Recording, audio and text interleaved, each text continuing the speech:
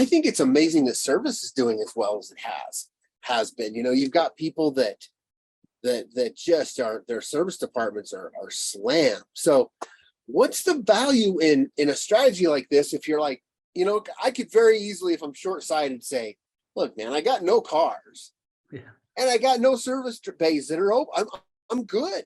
Why do I Right. need to even be doing this stuff? Right. Yeah. What do you say to somebody who has that kind of thinking? Yeah, well, so I was out last week with one of our sales reps, and we walked into a dealership who, kind of the first things out of his mouth was, he said, listen, unless you can help me find new cars, right? And find new cars, help me find more used cars and sell those. I don't want to, we've got really nothing to talk about, right? Because I still have a number of new cars on my lot. I'm lucky. I'm going to sell them all this month, and it's going to be through no effort of anybody else other than the fact that it's supply and demand, right? Right. And my service department right now is backed up, right? I mean, we hear that all the time, and that is, it's a valid argument, right? We have to listen to that. But to the earlier point, and the way that we're looking at that is like, you're not shutting the service department down, right? You're not turning your lights off. You're not shutting the website off, right? You're not completely abandoning all marketing. It's just the approach and the strategy to that marketing. And if you agree with the fact that, the customer life cycle is not linear, I'm the perfect example of that, right? On what I used to do living in one geographic area versus what I do now living in another.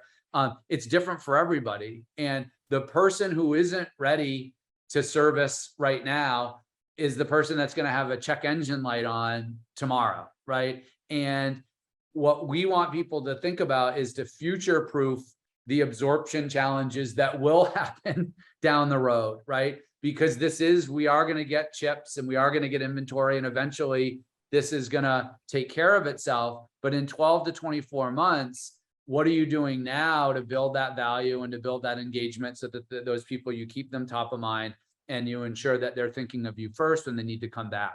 So we're not suggesting that you're trying to flood everyone into your service department, but we are certainly suggesting that you continue to try to attract and maintain and build those relationships. And then PS, as more and more EVs come to the market, as more and more hybrids come in, right? For the people that, are freaked out about a car that can only go 50 miles and they don't have the infrastructure in order to charge those. And I think, hybrids is where a lot of people will that aren't the early adopters will go that route first.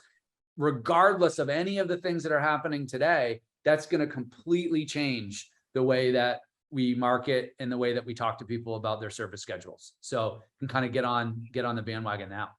Makes sense.